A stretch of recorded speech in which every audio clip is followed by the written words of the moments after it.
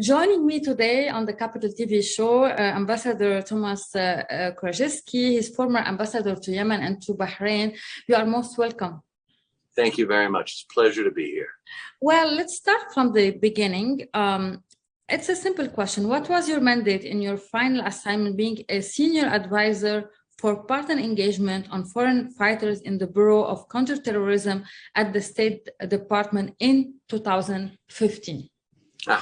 Well, it was basically, I was following up on the passage of a United Nations resolution in 2014 that had required countries to take greater efforts to prevent their citizens from traveling to Iraq and to Syria and joining ISIS, joining Daesh there. As I'm sure you recall, there were many hundreds, even thousands of foreigners who went to join the Islamic State for various reasons. So in late 2014, the United Nations Security Council passed a resolution requiring all members to increase border security, passport security, to work with the communities in countries where the fighters were being recruited. And my job was to travel around through Europe, Saudi Arabia, North Africa, and meet with the leadership in those countries to see how we could cooperate and increase our efforts to prevent our citizens from doing this in various ways. So I think it was a good effort. I think it had some effect, but frankly, by the time I was leaving the job, the Daesh, thank God, were being defeated on the battlefield, and a lot of the foreign fighters and their families were realizing that it was a lost and rather desperate cause, and many of them were leaving the battlefield and returning. So as you recall, it was a very, very, very difficult fight. Let's talk about Gulf diplomacy. I want to know, as you were an ambassador, American ambassador to Bahrain, how Bahrain now is playing a role in this diplomacy after the Abraham Accords? Yeah, that's very interesting question, Ms. Maruf. When I was in Bahrain, and frankly, 20 years ago, when I was in the United Arab Emirates in Dubai as consul general, there was always a great interest among leadership, both political leadership, family leadership, economic, commercial business leadership, in establishing some kind of a relationship with Israel, mostly because of technology and business. In both of those countries, in Bahrain, when I was there were Israeli diplomats who were there. Often they're always there with other passports. There were Belgian citizens. The government knew it. They were there anticipating the day when there would be an opportunity to establish a commercial and diplomatic relations. The Abraham Accords, frankly, I was skeptical when they were announced, mostly because I was skeptical of Trump's foreign policy in general. And I know how hard the Middle East can be. And I know that these governments, the leadership in Bahrain and in the UAE, had many other issues to deal with, specifically the Palestinian issue, when they were looking at Israel. So this agreement, when it was announced, I frankly was very skeptical. Since then, I have been greatly encouraged by the progress that's been made. I think it's about time. I think you might find the same thing true if you talk to people in Bahrain and in the UAE. I'm very, very, very enthusiastic about the possibilities here. So how do you see the Biden administration now dealing after the Jeddah summit with the Middle East? It's a wake-up call for this administration to know the importance of the Middle East? I don't know if I'd call it a wake-up call. I do think that when new administrations come in, and remember, I'm an old guy. I started with Reagan, Carter and Reagan back in the 1980s, and went through Bush and Clinton, and Bush again when I became an ambassador to Yemen. Every administration comes in basically saying, the guys before us failed in the Middle East. They failed to make peace in the Middle East. We're gonna get it done.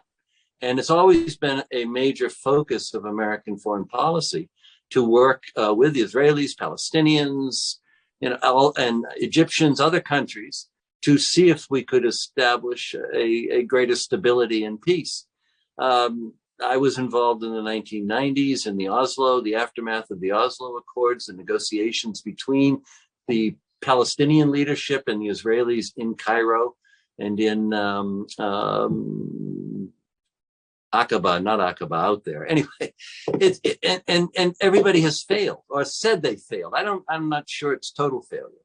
Biden came in and he basically made it a secondary priority. I think he knows the Middle East better at the beginning, at the outset, than any of these other presidents.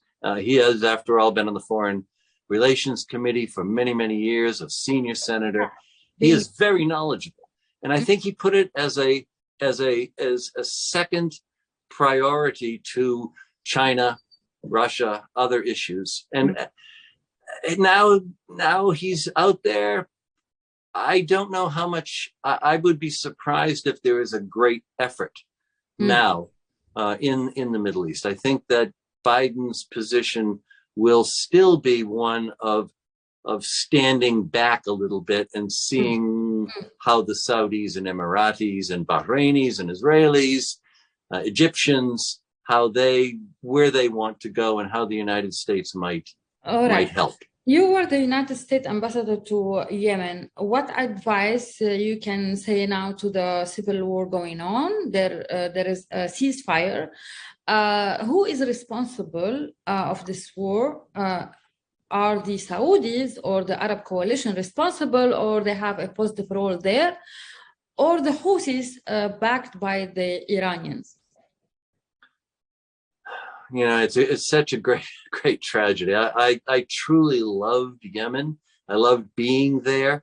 It was one of my most gratifying and I would say exciting jobs. I was there during a time when we really thought that we could make progress in Yemen and help with its development, its infrastructure building, education, water, all of the problems that Yemen faced. So it's been a great tragedy to see Yemen collapse. And there are many reasons for this happening.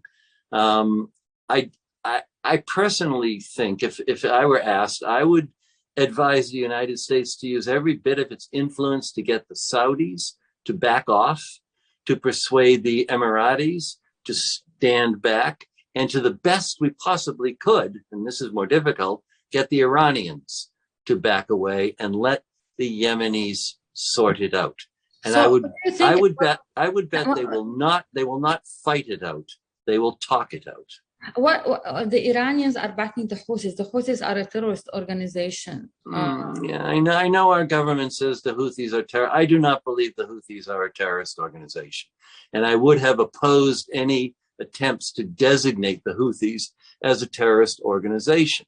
Ali Abdullah Saleh, who was a genius at many things, including keeping the tribes, the groups within Yemen, but they killed him from war. The Houthis killed him. Eventually, yeah.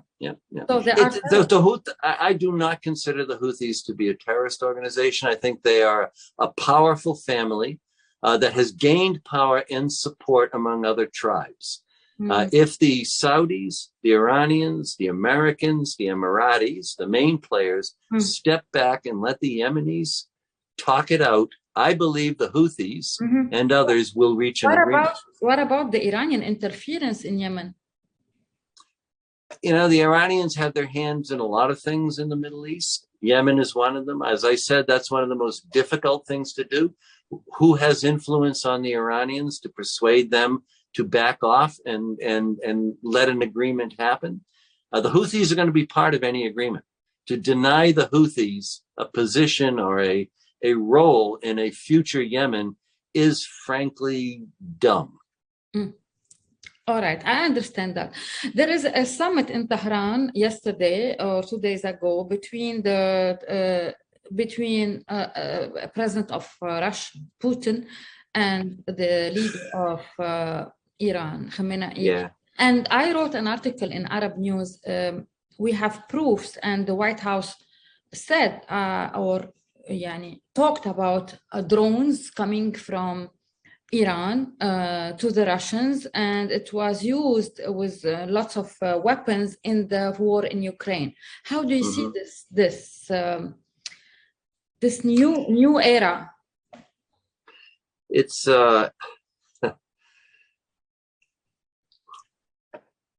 it's hard to predict what Putin will do next. Clearly, he has a shortage of friends in the world right now because of the invasion of the Ukraine. He has many countries who are now very opposed to his actions. And he's looking for allies wherever he can find them. The fact that he is desperate enough to go to Tehran and ask the mullahs for help, I think is an indication of just how isolated and desperate Putin is. The Iranians produce a few drones. They'll be used in the war. I don't think it's going to be a huge factor in the war. I do think that Putin eventually, and maybe he won't because I can't predict what he'll do. He's going to have to reach out to most of the world to try to figure this out. I'm very, very pessimistic about Ukraine and about Russia right now, and that's a terrible thing. I was a Russian literature major in college. I love the Russian language and Russian poetry, and I love the Russians. I'm Polish. My own background is Polish, which is not that close to the Russians. But what's happening right now is a disaster, I think, for Russia above all. I have another question concerning UAE. You had a mission in United Arab Emirates. How do you see the historical relationship between the two countries, US and UAE? Oh, I think it's a very strong relationship. Actually, the United States continues to have, I think, strong relations, even though those relations might be challenged at times and might shake a little bit. But with Saudi Arabia, with Kuwait, with Bahrain, and with the UAE, with Oman, we have a very strong and quite deep relationship that goes into security, intelligence, commerce. The UAE has shown itself over the last, say, 20 years to be one of the most influential and powerful countries in the GCC. I think that we will continue to have a very, very strong relationship with them, particularly in confronting the number one adversary of the UAE, and that is Iran. We may have differences in how we do that. And often the UAE leadership approaches the Iranians, as I think they should, and they must. Indeed, I regret the fact that the United States has very little contact with the leadership in Tehran. That we have no embassy and no diplomats in Tehran is a terrible mistake. Ambassador Thomas Krajeski, thank you so much for being with me on the Capital TV show. I appreciate that. I appreciate your opinions. If somehow I don't agree with some of your statement, but it's fine. You are most welcome. Well, thank you very much, Ms. Massouf. It's been a pleasure. Hey, Maria Malouf here. Please click to like and subscribe to Maria Malouf TV YouTube page and catch our hottest interviews and most compelling analysis. You will not get it anywhere else.